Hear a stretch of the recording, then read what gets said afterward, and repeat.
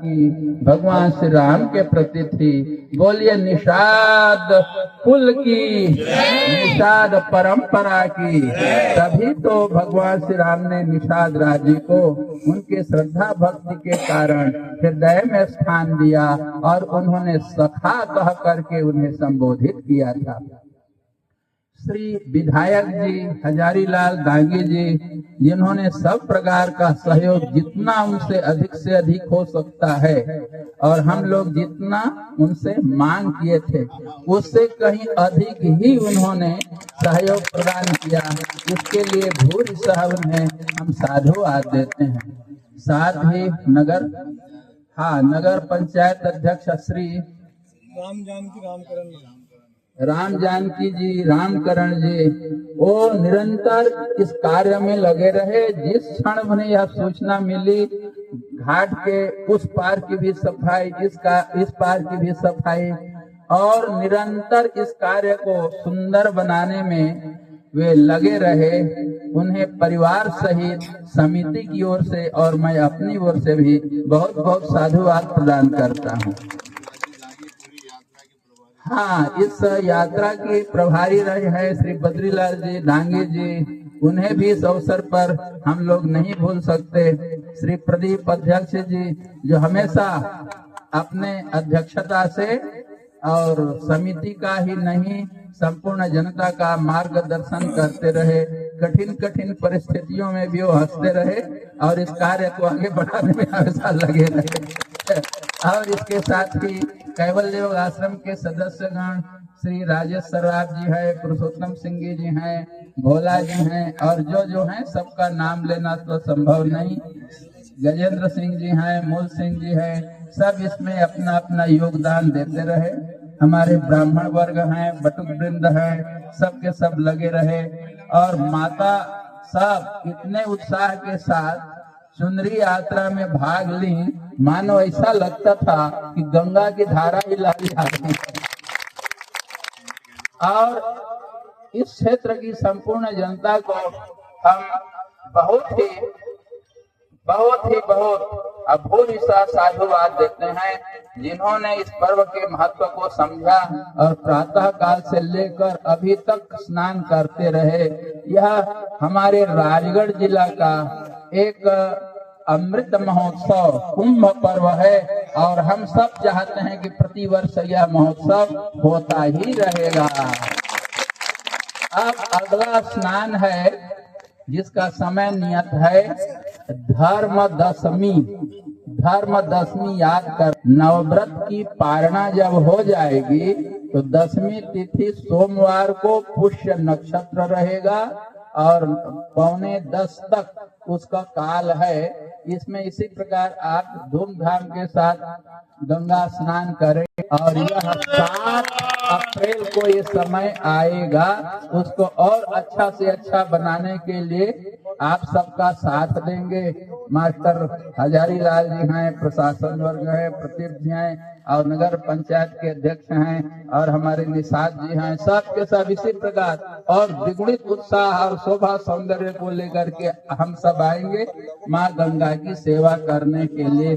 Cameraman हैं, ये सब भी आप सबके लिए सुंदर प्रचार प्रसार में अपना समय दिए हैं। जिनने परोक्ष रूप से प्रत्यक्ष रूप से इसमें सहयोग प्रदान किया है, परम पिता परमेश्वर सबको उनके परिवार सहित आनंद प्रदान करें। अब मैं थोड़ा सा नदियों के अधिदैव रूप के विषय में वर्णन कर रहा हूँ। सज्जनों, जैसे आपका शरीर भौतिक शरीर है, यह तो दिखता है, किंतु इसके भीतर में एक सूक्ष्म तत्व है जिसे आप अपनी आत्मा कहते हैं। वह दिखती नहीं है पर आप सबको अनुभव है। जब वह आत्मा इस शरीर को छोड़ देती है तो मिट्टी का शरीर ऐसे के ऐसे ही पड़ा रह जाता है। इसी प्रकार यह जल भी है।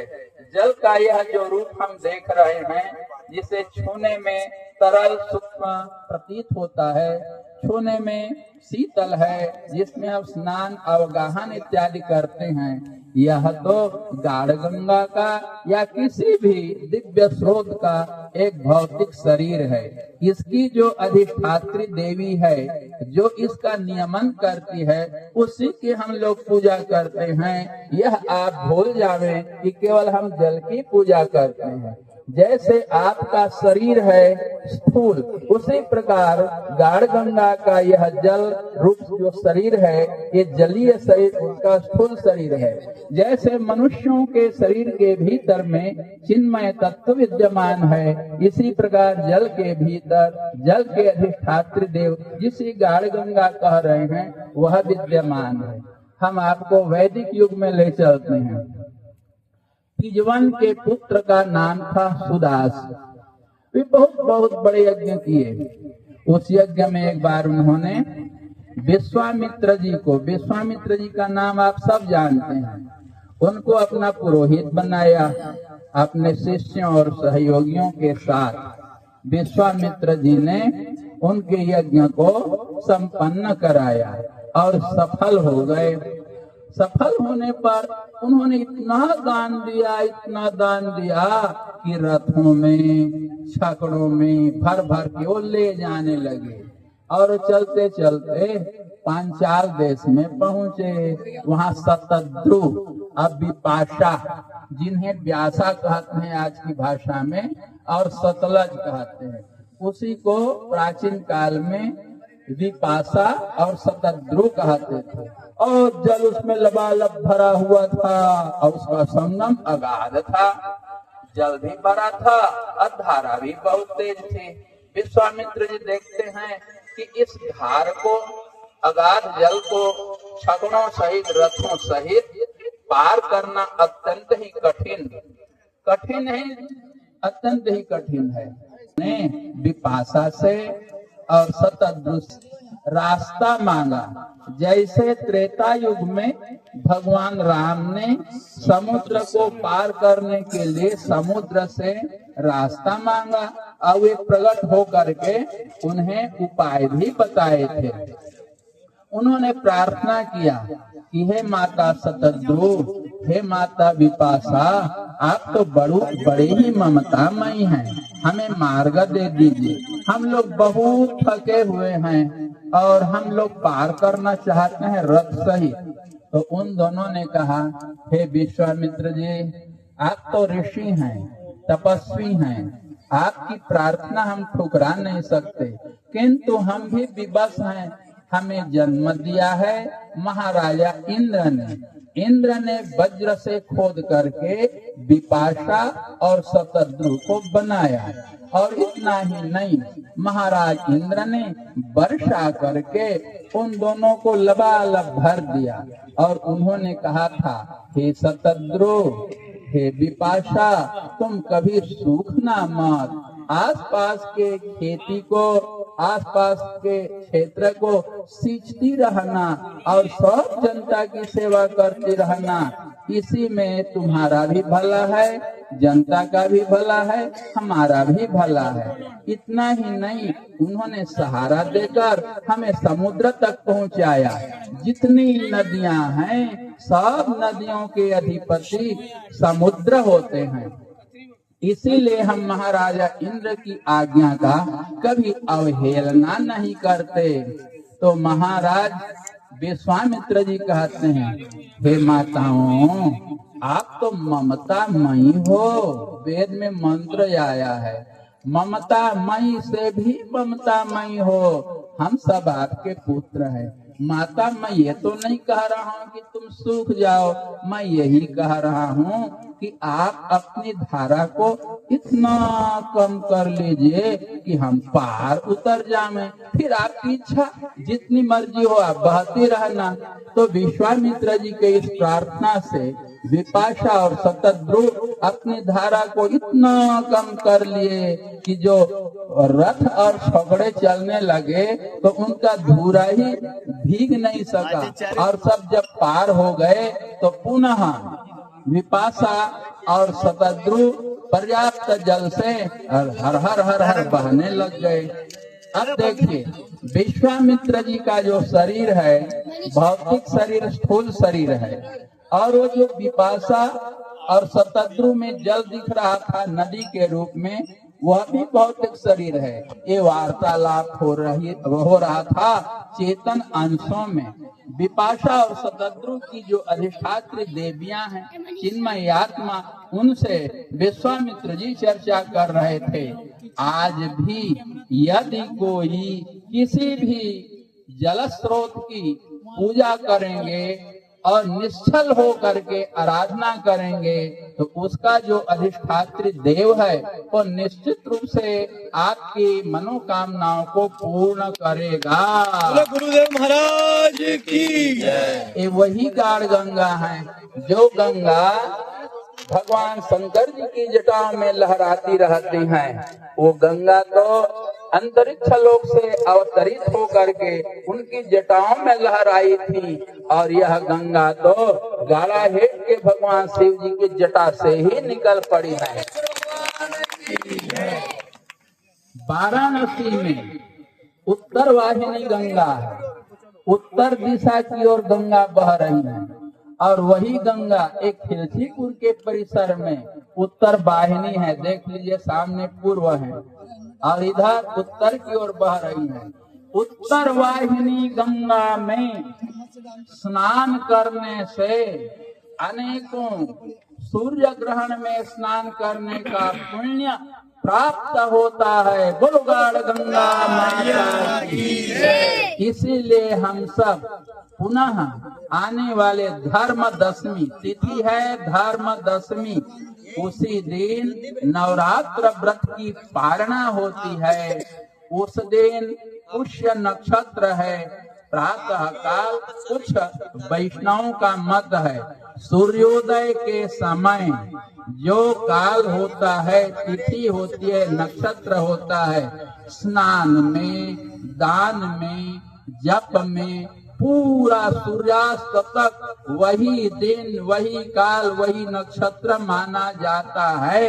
ऐसे अनेकों विद्वानों की मति है, सम्मति है। तो जैसे आज पूरा का पूरा अभी 8:30 बजे तक 12वीं काल है, और उस दिन भी आप सूर्यास्त तक गाढ़ गंगा में अवगाहन करके पुण्यार्जन कर सकते हैं।